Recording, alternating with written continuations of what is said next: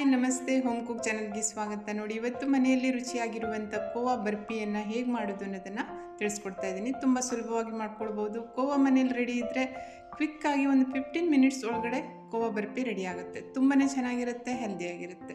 ನೋಡಿ, ಮೊದಲಿಗೆ ಒಂದು ನಾನ್ ಸ್ಟಿಕ್ ಕಡಾಯಿಯನ್ನು ತೆಗೆದುಕೊಂಡಿದ್ದೇನೆ. ಅದರಲ್ಲಿ ಕೋವಾವನ್ನು ಹಾಕೋತಾ ಇದ್ದೀನಿ. ಇದು ಕೋವಾ ನಾನು ಮನೆಯಲ್ಲಿ ಮಾಡಿಟ್ಕೊಂಡಿರುವಂಥದ್ದು.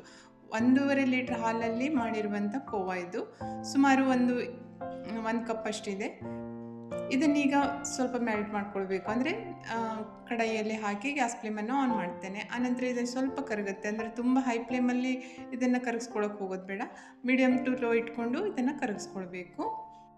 ಈ ಮಾವ ಅಥವಾ ಕೋವನ್ನು ಮನೆಯಲ್ಲಿ ಸುಲಭವಾಗಿ ಮಾಡ್ಕೊಳ್ಬೋದು. ಇದನ್ನು ಮಾಡಲಿಕ್ಕೆ ಬೇರೆ ಯಾವುದೇ ಇಂಗ್ರೀಡಿಯೆಂಟ್ಸ್ ಬೇಡ. ಕೇವಲ ಒಂದು ಫುಲ್ ಫ್ಯಾಟ್ ಮಿಲ್ಕ್ ಇದ್ದರೆ ಆಯಿತು. ಯಾವುದಾದ್ರೂ ಹಬ್ಬ ಬರ್ತಾ ಇದೆ ಅಥವಾ ಏನಾದರೂ ವಿಶೇಷ ದಿನಗಳು ಬರ್ತಾ ಇದೆ ಅಂದರೆ ಅದಕ್ಕಿಂತ ಸ್ವಲ್ಪ ದಿನ ಮೊದಲೇ ಈ ಕೋವನ್ನು ಮಾಡಿ ಫ್ರಿಜ್ಜಲ್ಲಿ ಇಟ್ಕೊಂಡು ಬಿಟ್ಟರೆ ಆ ದಿನದಲ್ಲಿ ಸುಲಭವಾಗಿ ಬರ್ಫಿಯನ್ನು ಮಾಡ್ಕೊಳ್ಳಿಕ್ಕಾಗುತ್ತೆ.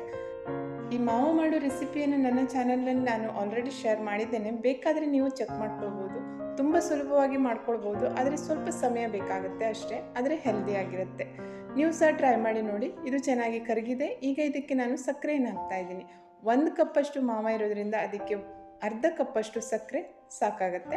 ಈಗ ಇದನ್ನು ಚೆನ್ನಾಗಿ ಮಿಕ್ಸ್ ಮಾಡಬೇಕು. ಗ್ಯಾಸ್ ಫ್ಲೇಮನ್ನು ಲೋಯಲ್ಲಿ ಇಟ್ಕೊಳ್ಬೇಕು, ಸಕ್ಕರೆ ಸ್ವಲ್ಪ ಕರಗೋ ತನಕ.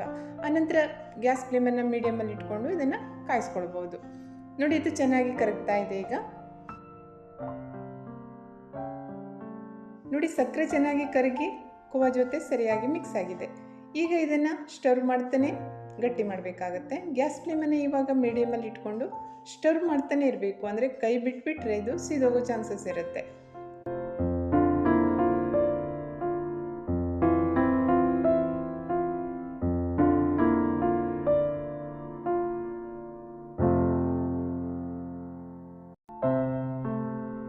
ನೋಡಿ, ಇದು ಈಗ ತವ ಬಿಟ್ಕೊಳ್ತಾ ಇದೆ.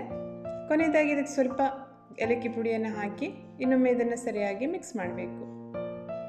ಈ ರೀತಿ ತವವನ್ನು ಬಿಟ್ಕೊಳ್ಬೇಕು. ಇಷ್ಟು ಗಟ್ಟಿ ಆದರೆ ಸಾಕು.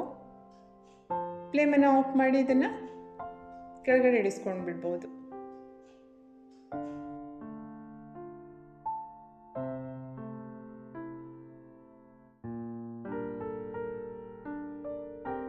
ನೋಡಿ, ಆನಂತರ ಒಂದು ಟ್ರೇಗೆ ಸ್ವಲ್ಪ ತುಪ್ಪವನ್ನು ಹಾಕಿ ಸರಿಯಾಗಿ ಸವರ್ಕೋತಾ ಇದ್ದೀನಿ. ಆನಂತರ ಈ ಮಿಕ್ಸನ್ನು ಹಾಕಿ ಸರಿಯಾಗಿ ಸ್ಪ್ರೆಡ್ ಮಾಡಬೇಕು. ಸಾಮಾನ್ಯವಾಗಿ ಬರ್ಫಿ ಅಂದರೆ ಅದು ಸ್ವಲ್ಪ ದಪ್ಪನೇ ಇರುತ್ತೆ. ಅಂದರೆ 1/4 ಇಂಚು 1 ಇಂಚಷ್ಟು ದಪ್ಪ ಇರುತ್ತೆ. ಅಷ್ಟೇ ಲೆವೆಲಿಗೆ ಇದನ್ನು ಹಾಕ್ಕೊಳ್ಬೋದು. ಅಥವಾ ತೆಳ್ಳಗೆ ಬೇಕು ಅಂದರೆ ತೆಳ್ಳಗೆ ಮಾಡ್ಕೊಳ್ಬೋದು. ನನಗೆ ಇಲ್ಲಿ ಟ್ರೇ ಸ್ವಲ್ಪ ದೊಡ್ಡದಾಗಿದೆ, ಮಿಕ್ಸ್ ಸ್ವಲ್ಪ ಕಮ್ಮಿ ಆಗಿದೆ. ಸ್ವಲ್ಪ ದಪ್ಪಕ್ಕೆ ಇದನ್ನು ಹಾಕ್ತಾಯಿದ್ದೀನಿ. ಅದನ್ನು ಸ್ವಲ್ಪ ನೈಸ್ ಮಾಡಲಿಕ್ಕೆ ಒಂದು ಅರ್ಧ ಟೇಬಲ್ ಸ್ಪೂನ್ ತುಪ್ಪವನ್ನು ಅದರ ಮೇಲೆ ಹಾಕಿಬಿಟ್ಟು ಈ ಸ್ಪೂನಿಂದ ಸರಿಯಾಗಿ ಅದನ್ನು ತಿಕ್ಕಿದಾಗ ಅದು ಕರೆಕ್ಟಾಗಿ ನೈಸ್ ಆಗುತ್ತೆ. ನೋಡಿ ಎಷ್ಟು ಕರೆಕ್ಟಾದ ಶೇಪ್ ಬಂದಿದೆ ಅಂತ. ಆನಂತರ ಇದಕ್ಕೆ ಬೇಕಾಗಿರುವಂಥ ಡ್ರೈ ಫ್ರೂಟ್ಸನ್ನು ಹಾಕಿ ಇನ್ನೊಮ್ಮೆ ಅದನ್ನು ಸ್ವಲ್ಪ ಪ್ರೆಸ್ ಮಾಡಿದಾಗ ಅದು ಕರೆಕ್ಟಾಗಿ ಕೂತ್ಕೊಳ್ಳುತ್ತೆ. ತಣ್ಣಗಾದ ನಂತರ ಯಾವ ಶೇಪಲ್ಲಿ ಬೇಕೋ ಆ ಶೇಪಲ್ಲಿ ಇದನ್ನು ಕಟ್ ಮಾಡ್ಕೊಳ್ಬೋದು.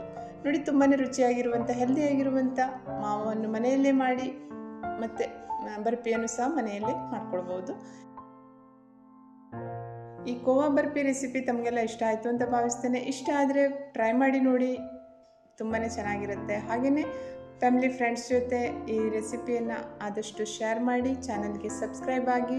ಇನ್ನೊಂದು ರುಚಿಯಾಗಿರುವಂಥ ಹಾಗೆ ಸುಲಭವಾಗಿ ಮಾಡಿಕೊಳ್ಳುವಂಥ ರೆಸಿಪಿಯೊಂದಿಗೆ ಮತ್ತೆ ಭೇಟಿಯಾಗೋಣ. Thank you.